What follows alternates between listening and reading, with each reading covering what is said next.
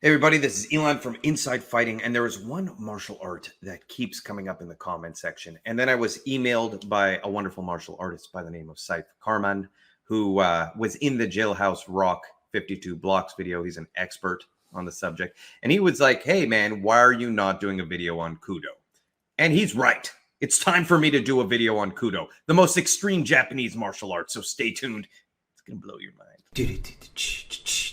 Pow pow, inside fighting, yeah, dangerous martial arts. Pow pow, ooh ah. Okay, so Kudo, this is probably the most requested video I've done, and the reason I think it's such a popular style in terms of people wanting to see about it is because there's so many unique things about it. And I think there's a lot of Kyokushin lovers on this website. And this is arguably the most end-all evolution of Kyokushin. I know I've done Ashihara, but if you take Ashihara and evolve that to one step further into the more extreme world of self-defense, combat sports, then you get Kudo or Daido Juko.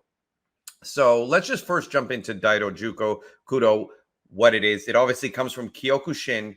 The founder of Kudo, Takeshi Azuma. I'm hoping I'm saying his name right. And if I'm not, let me know in the comment section below. By the way, like and subscribe. I'm putting it earlier in this video because I think a lot of you forget to do that. Ring the bell thing. I'm not a professional at this.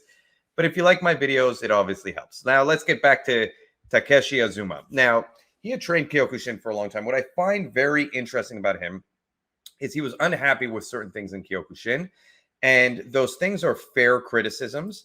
In other words, he was taking a lot of unnecessary hits. He's a big guy. He's a small guy against a lot of big guys. Kyokushin has a very bull mentality. I've talked about this before, where you have to face off and fight head to head. And the rule set of the no protection, the bare knuckle fighting was causing him some damage. And it wasn't letting him use a lot of his skill sets that he had developed elsewhere, such as judo. And so he said, hey, I'm really good at grabbing the collar. I'm really good at doing other things, at off balancing people. I should be allowed to use those. Cue the ambulance, if you can hear it in the background. Fantastic mid-video. I should be allowed to use those things when I'm fighting because it's at a disadvantage for me right now to fight in the Kyokushin rule set. And this sparked Kudo, Daido Juko. Now, what's interesting is this precurses popular UFC. This is like before MMA was even really, did you guys hear that? MMA was really a thing in the United States or even popularized worldwide. Now, I know Japan is ahead of the game in terms of kind of MMA style fights. And this is from the 80s. So let's just first look at him and see kind of, well, he's breaking ice. It's like a big Kyokushin thing. You know what's crazy about this? And he full on commitment because he sacrificed himself right after that. The thing I've noticed about Kyokushin styles is you'll never train to break ice. You'll show up at a tournament. You'll fight Kumite style, which is something you're used to. And then you'll have to just go break ice for the first time or go break a baseball bat. No one ever trained you for it. You're just kind of expected to know how to do it. This happened multiple times to friends of mine where they thought they were just going to do a Kumite tournament. And then all of a sudden they have to break ice or break bricks. Now, you can obviously see the Kyokushin influence in his movements. He's doing a kata right here. And the most famous Kyokushin kata. And it's interesting that this is so rooted in Kyokushin, and yet what it evolved to is something very, very different, something very, very chaotic, and something very, very effective for reasons that it might not be immediately obvious to people, but it has some key differentials between MMA. A lot of people just refer to it, and here's more of a Kyokushin rule set, kind of the evolution of Kudo. But a lot of people refer to Kudo as Japanese MMA. It's very different because there's certain elements of it that are very different from MMA. And we'll jump into those. So he's just here. He's throwing hooks. He's just going through the basics. I think it's important to look at some of his movement because, you see, they're focusing on head punches. They have really nice movement, but it looks like a traditional martial art that is just extremely effective and treated as a combat sport. This doesn't look like Muay Thai and wrestling. This looks like Kyokushin and Judo. So the system is founded in that. That's not to say they don't have elements now at this point of Muay Thai in there and other styles. But the root system is founded in Kyokushin and Judo, and the entire rule set comes from this, and the movements come from that. And that changes things. Something I want to say about Judo, especially modern day Judo. Modern day Judo really favors explosive entries. You're not allowed to just get your grips and hold on to people. You're not allowed to just clinch somebody for 15 minutes, 3 rounds like you'd see in the UFC. When you get your when you get your grips, you have to act. You have to go for a throw. You have to show that you are actively doing something to take the person down. That creates a more explosive style. Additionally, Kyokushin, from a striking mentality, it's a very forward-pressing, explosive system. It is a fast system. It favors pressure and explosion over what you would see in some other systems like patience, footworks, like I've talked about in the past, more circular kind of playing with the person. So what you get is 2 very, very aggressive systems in their respective field that are the root of Kyokushin, Kudo, of Daido Juko. And that is the mentality in Kudo. Now, let me just jump to the next video. So that's an important note. So you're getting here a system that favors explosion, and that is reflected in the rule set. So the rule set is that these matches are 3 minutes long. And you can see that in the way these people are acting. There is no chill here. There is no, what I would call sense of preservation, like you see in MMA, where fighters are trying to either make sure they don't gas out or make sure that they don't get knocked out. Here, people go for it. They're willing to put themselves in harm's way to take out the other person. You see this immediately when you watch Kudo. It's very different. Another thing Kudo gives you, which MMA doesn't, is headbutts. Now, this is offset by the fact that they're wearing those wacky helmets. Now, here's my thoughts on those wacky helmets. I've put it on. I've tried to spar with it. It is harder to breathe, to get your peripheral vision. It changes things. And when you get hit, it's even weirder because I've talked about this before. Let me make myself a little larger here. But one of the primary things, I'm very tight with my hands, right? So when I'm fighting, I'm very tight. Even when I parry, I don't parry out here. I parry by my face. And when you have a thing that is in front of your face, your hands go to that instinctively over kind of like, so you end up getting this weird defensive mechanism because you have this thing and covering your entire face. It changes the way you fight a little bit. I'm not a huge fan of the helmet.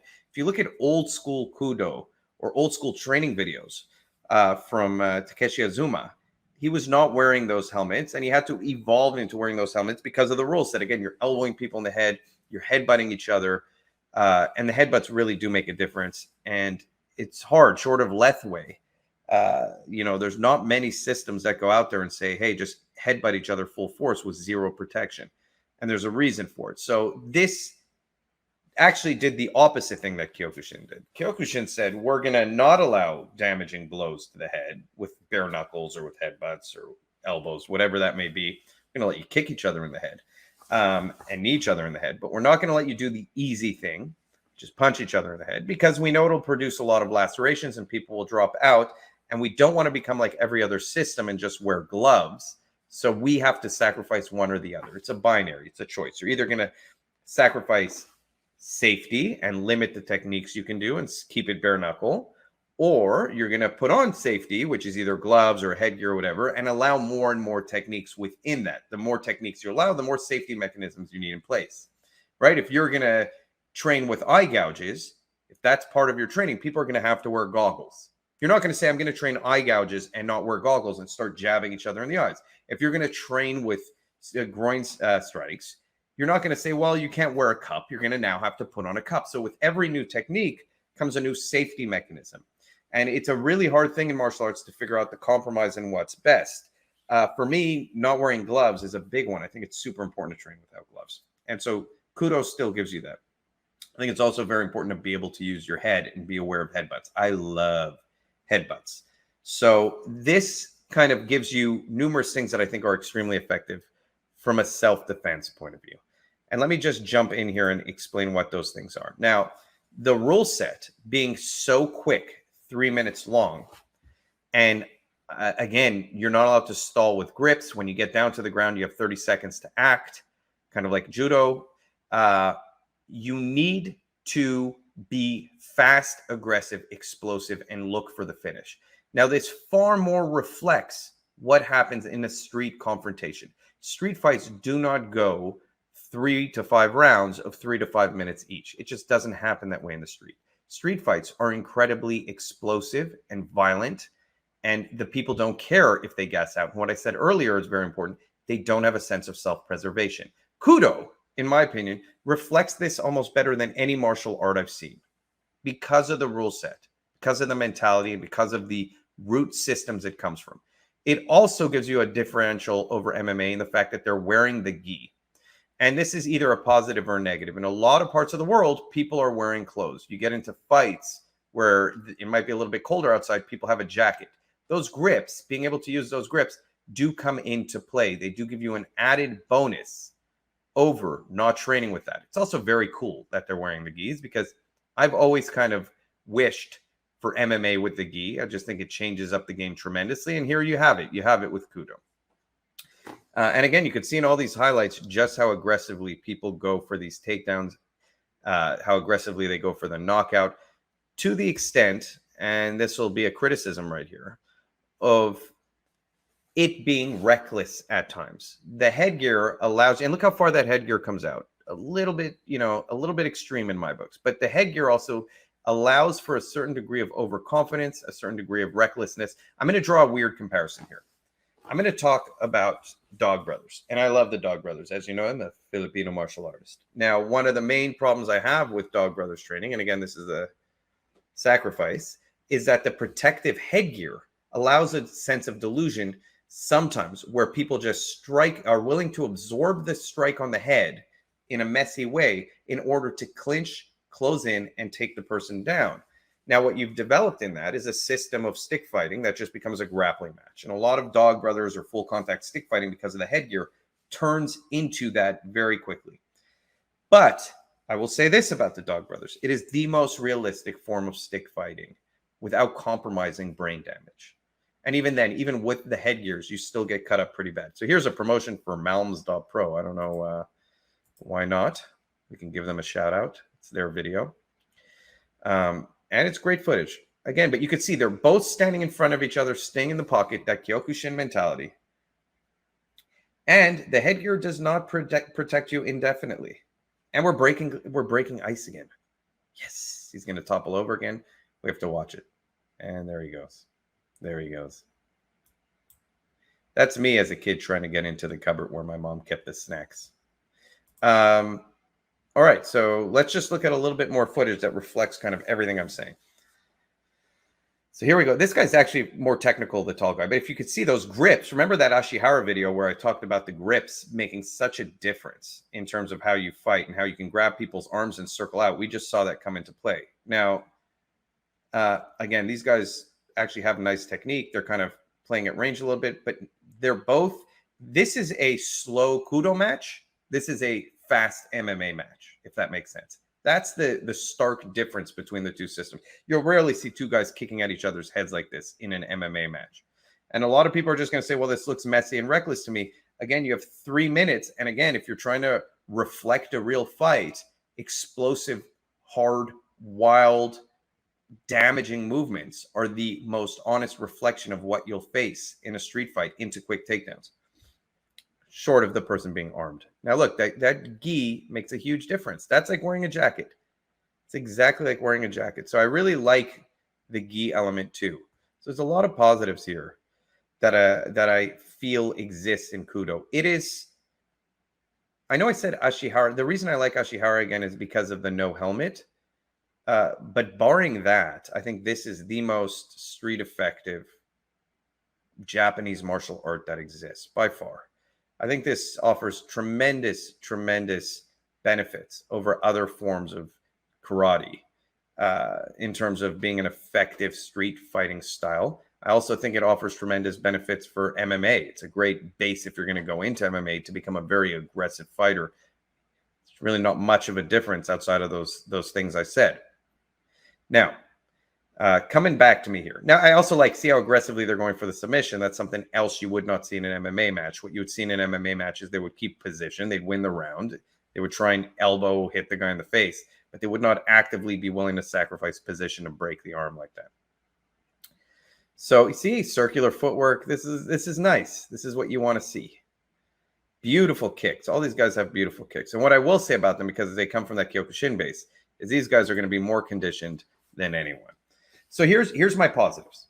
My positives are the rule set created an extremely effective system, an explosive, fast-acting system that reflects a lot of the attitude and spirit that you catch in a real-life confrontation where you have an adrenaline dump and everything is very fast and chaotic. I think it offers one of the widest range of tools that you're allowed to use in a fight. Headbutts, elbows, clothing, the gi, throws, takedowns, submissions, everything. And it's bare knuckle, which I love too. So you do have a little wrap, but it's not like you're wearing gloves. And so that's another major bonus. I think that the root of it being Kyokushin/Judo as the kind of birthplace of it is amazing too, because both those systems to me are incredible aggressive systems, like I said previously. Again, the only negatives I will state about this are you do see people get reckless and put themselves in harm's way, which in a street fight, statistically, you do want to be safer. You want to, keep your hands tight. But again, I think that comes from the mentality of the helmet, sometimes offering a false sense of self-preservation or protection, which allows people to act this way. And that's my only negative for it. So Kudo is a wonderful system. It's hard to find. Again, it's one of those obscure martial arts, but it's popular. A lot of people do know about it. It's just hard to find a place to train it. Hope you like this video. Hope you subscribe. Keep following along. Lots of cool stuff. Me personally, if I had an Ashihara school and a Kudo school right near each other, I think I would go to the Ashihara school. It just looks a little bit cleaner, the training and the sparring. And I already do Brazilian Jiu-Jitsu. I already get that end of things tremendously elsewhere. And again, I just can't get over the helmet personally. It's just me. And it's not necessarily a negative. I understand the need for it. Even when I'm doing Filipino martial arts and I spar hard and I put on those helmets with the grates, whatever they're called, it just it changes things for me. I just feel weird. I end up like getting things in the way. Like I'll lift up my stick and somehow I hit my own helmet with it. Like I just don't like head protection, which is a weird thing. And if you study a lot of these, studies on head protection, if you look at a lot of these studies on head protection, they actually don't provide as much protection as people think. In fact, sometimes people receive more damage in boxing wearing the headgear than not wearing it. And the headgear in any system actually makes a difference in your ability to see punches coming and peripheral vision and all that stuff. This one is more extreme to me when I put it on, even though it's like a glass or like a plastic covering, than a traditional boxing headgear. So that's all I got to say about this wonderful martial art. Hope you enjoyed this video.